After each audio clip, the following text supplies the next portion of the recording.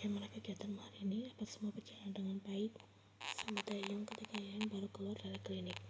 Ian membahas dengan senyum seadanya dan anggukan kecil. Sebelum datang menjemputmu, aku sempat mampir ke rumah Teh Hanuna. Dia memberikan kita beberapa jenis kimchi. Jika ada yang terasa enak di lidahmu, lain kali Teh Hanuna akan memberikan jenis kimchi tersebut lebih banyak lagi pada kita. Teh menjelaskan sembari mengiringi langkah Ian mendekat pada mobil, kemudian membuka pintu untuk gadis itu masuk ke dalam. Sebenarnya Ian merasa ini sedikit berlebihan, servis yang Teh berikan sebagai seorang suami. Jika dia terus berperan sebagai seorang suami yang sempurna seperti ini, sebenarnya tidak akan lama bagi Ian jatuh ke dalam pesona lelaki itu. Tapi bagaimana dengan Taehyung? Apa dia juga sudah merasa puas dengan sikap Ian yang seperti ini? Melihat Ian yang lebih banyak terdiam, Taehyung cukup peka untuk bisa tahu perubahan mood gadis itu. Lelaki itu menawarkan makan bersama di luar dan tidak protes saat Ian meminta mampir ke kedai tteokbokki pedas. Gadis itu mengklaim bahwa makanan pedas bisa mengurangi stres. Meskipun Taehyung tidak mampu untuk makan makanan pedas, tapi ia sama sekali tak keberatan mengantar Ian pergi ke sana. Maaf, aku lupa jika kau tidak bisa makan pedas, gumam Ian, merasa tak enak hati. Ian bahkan sudah menghabiskan hampir separuh porsi tteokbokki ketika ia menyadari jika Taehyung belum menyentuh pesanan mereka sama sekali.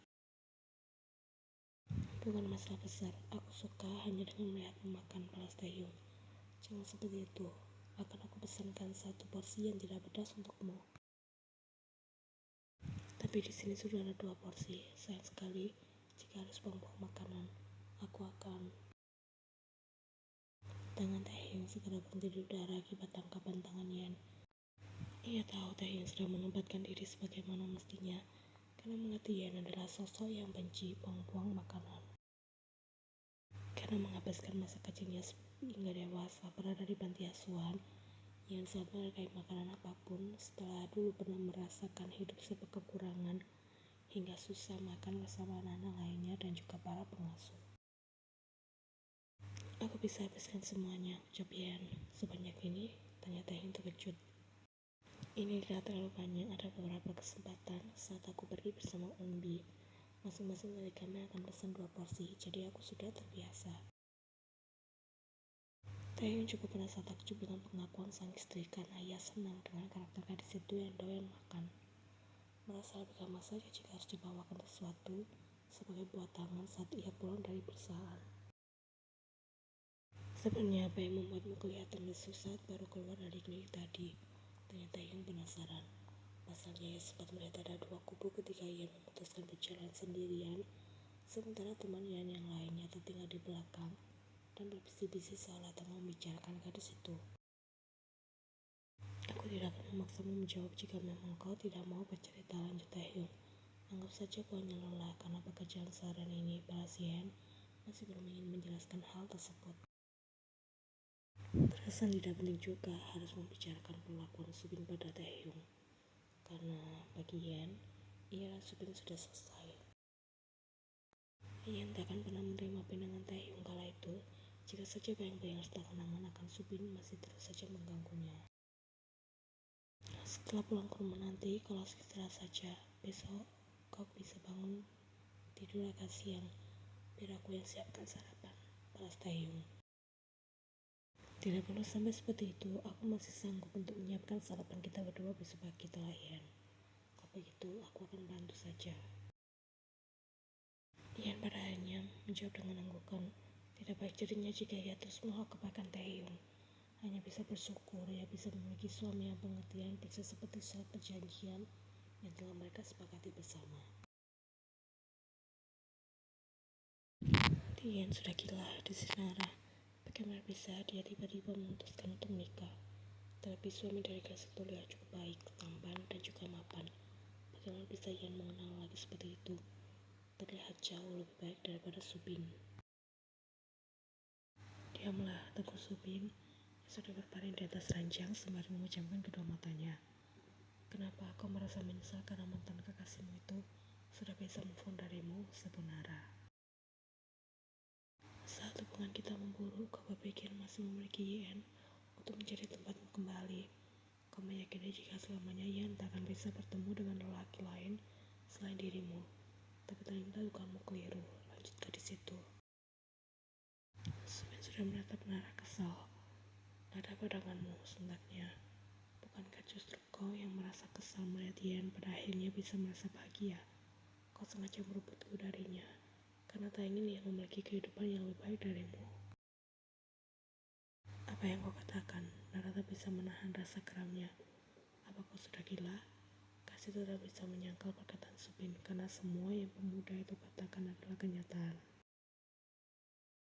Nara membenci Yen, terutama senyum gadis itu. Ia benci melihat Yen bahagia. Seharusnya gadis itu terpuruk untuk selamanya saat kehilangan Subin. Tak lagi memiliki harapan saat melihat Subin dan Nara pada akhirnya bersatu di atas pelaminan. Subina, aku merasa sangat penasaran bagaimana bisa Li Yen menikah secepat itu. Tanya Nara. Itu bukan urusan kita, jawab Subin. Menyadari jika perbuatannya yang dengan sengaja mencapakan Yen kemudian berpacaran dengan Nara sudah sangat keterlaluan. Terlebih mereka seringkali mengumbar kemesraan di depan mata Yen dan bisa melihat perasaan gadis itu terluka. Lupakan tentang Li Yen, kata Subin. Bukankah seharusnya kita fokus pada hubungan kita berdua saja? Nara tak membalas ucapan Subin. Gadis itu tetap berdiri tak jauh di sana sembari tetap berpikir mengenai Yen. Perasaannya tak tenang, bertanya-tanya siapa nama suami Yen, apa pekerjaannya, alasan mereka bisa menikah secepat ini. Apa yang membuat lelaki itu tertarik pada sosok gadis membosankan semacam Yen? Mengapa Yen bersedia menerima pinangan lelaki itu? Tak bisa menemukan jawaban dari segala pertanyaan yang memenuhi otaknya hingga terasa panas. Pada akhirnya Nara hanya bisa menghela nafas dalam. Aku akan pergi merokok di balkon, ucap Nara. Subin yang terlihat sudah mengantuk hanya membalas dengan anggukan seadanya. Pinjam korekmu, ada di dalam tas, balas Subin dengan kumaman. Nara beranjak menuntut tas Subin yang diletakkan di atas meja belajar pemuda itu. Merokok isinya dan tanpa sengaja menemukan rasa besar Li Yen di sana. Ternyata ini membuatmu bersedia menikah dengan lelaki itu dalam waktu singkat, ucap Nara dengan suara yang sengaja ia lantangkan. Selalu perhatian rekan-rekan mereka tertuju pada gadis itu. Beberapa bahkan sudah mendekat pada Nara untuk melihat isi dari selembar kertas yang Nara bawa. Ia tak bisa menahan rasa terkejutnya saat melihat kertas tersebut sudah berada di tangan Nara saat ia baru saja sampai ke klinik.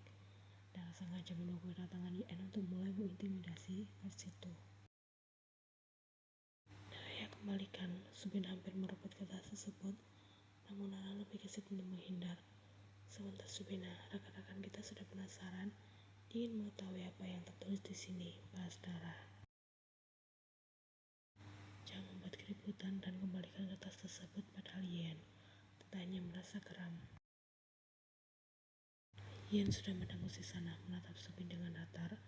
Namun pemuda itu menjadi salah tingkah karena keteledorannya membuat Nara tanpa sengaja menemukan kertas perjanjian pernikahan antara Taehyung dan Yen.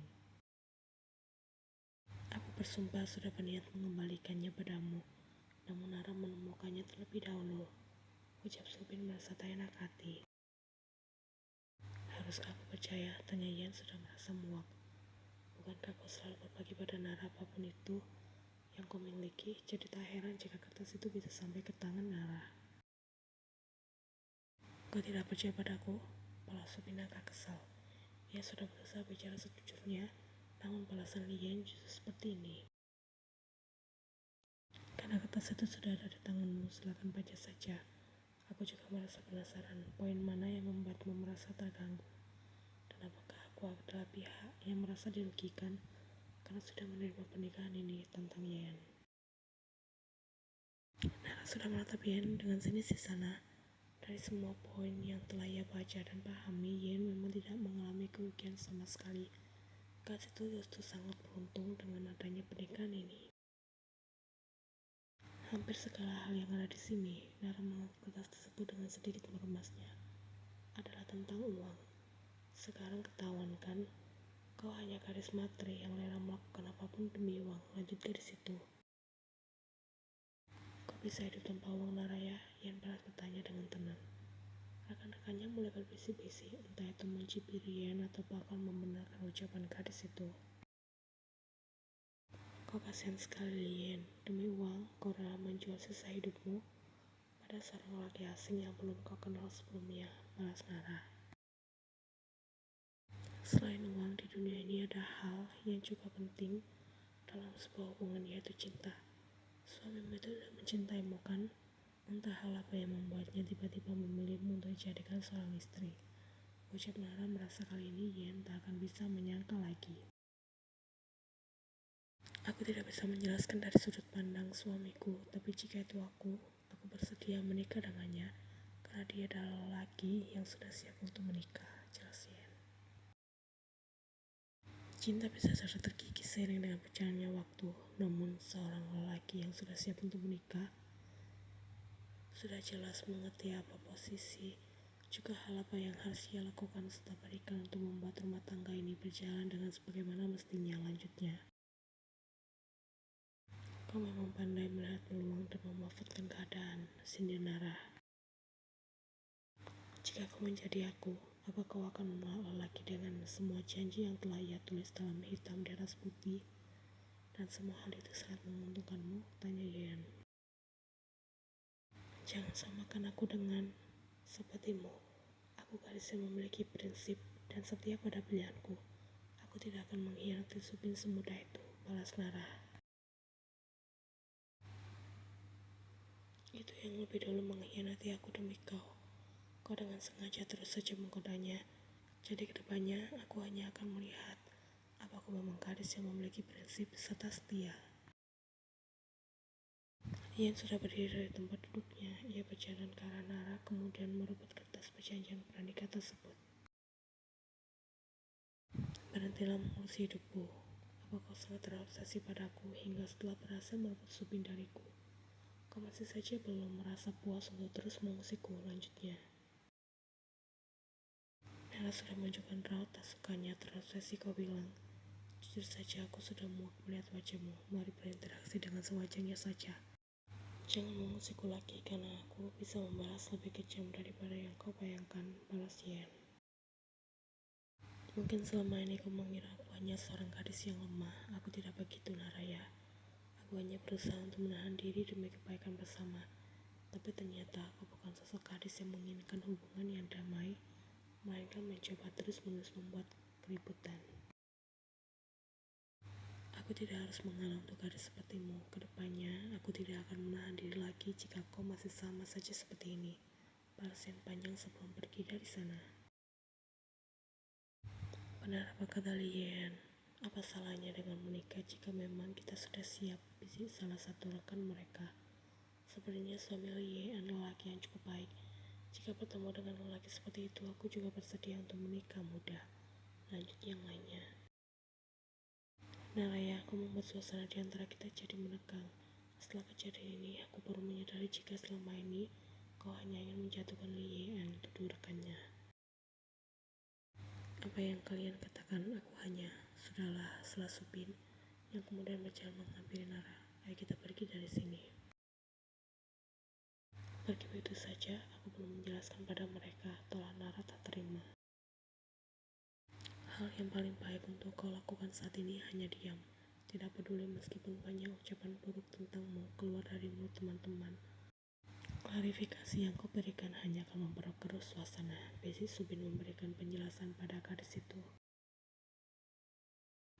Tapi Subina, ucapan gadis itu terhenti karena Subin sudah menggandengnya dengan paksa keluar dari ruangan. Subina, panggil Nara ketika mereka sedang makan siang bersama di kantin klinik. Balas Subin seadanya. Apa pendapatmu tentang pernikahan? Tanya Nara tiba-tiba. Subin sudah menunjukkan raut kesalnya. Kau membahasnya lagi? Ini tidak ada hubungannya dengan Lien. Aku hanya ingin tahu tentang pendapatmu. Ini tentang kita, balas Nara. Entahlah, aku belum memikirkan hal tersebut, ucap Subin setelah berpikir sejenak. Pemuda itu kembali menyuapkan menu makan siangnya, karena sebentar lagi mereka sudah harus kembali bertugas. Bagaimana kalau kita menikah awal tahun depan? Tanya Nara. Supir sudah tersedia di sana. Ia bergegas meraih botol air mineralnya dan meneguk isinya dengan segera. Mengapa reaksimu seperti itu? Nara tanpa tak terima. Apa kau sudah gila? Menikah, kau bilang, balas Supin. Memangnya salah jika kita menikah muda? Salah besar, jawab Supin tanpa ragu. Kita belum siap dalam segala hal. Masih harus melanjutkan pendidikan serta mencari banyak pengalaman di luar sana. Pernikahan tidak sesederhana itu. Butuh mental yang siap dan tanggung jawab yang besar. Dulu saat aku mengatakan ingin menikah di akhir usia 20 tahun, kau menolak keras hal itu dan menginginkan menikah saat kita sudah berada di usia pertengahan 30 tahun. Mengapa sekarang kau berubah pikiran, Naraya? Tanya Supin penasaran. Tentu saja pikiran manusia bisa saja berubah. Saat berada di usia pertengahan 30 tahun, kondisi fisikku mungkin tidak cukup baik untuk memberikanmu seorang keturunan. Jelas, Nara. Apa itu alasannya? Tanya Supin penuh selidik. Nara membalas dengan anggukan yakin. Atau karena Li Yen, sambung Supin kemudian. Ekspresi Nara berubah kesal. Mengapa kau terus saja membahasnya? Supin sudah menghela nafas di sana. Pemuda itu berdiri dari tempatnya duduk. Naraya, jangan bersikap konyol. Hidup dengan cara mengikuti orang lain dan berharap bisa melampauinya. Apa kau tak merasa lelah? Jawab Supin setelah Nara marah. Supin tertawa ringan menertawakan dirinya sendiri. Sekarang aku baru menyadari jika aku adalah salah satu korban obsesimu terhadap Lian. Aku tidak akan merasa terkejut jika sebentar lagi hubungan kita akan berakhir dan kau akan mencari laki lain yang kriterianya hampir mendekati suami Lian. Atau mungkin kau akan merebut suami Lian? Tanya Supin dengan tatapan penuh ejekan. Sebuah tamparan segera Nara yang akan menimbulkan hampir seluruh perhatian orang-orang yang berada di kantin tertuju pada mereka. Jaga ucapanmu, aku tidak menyangka kau akan memandangku serendah itu. Sentak Nara dengan menahan tangis, yang kemudian segera pergi meninggalkan area kantin.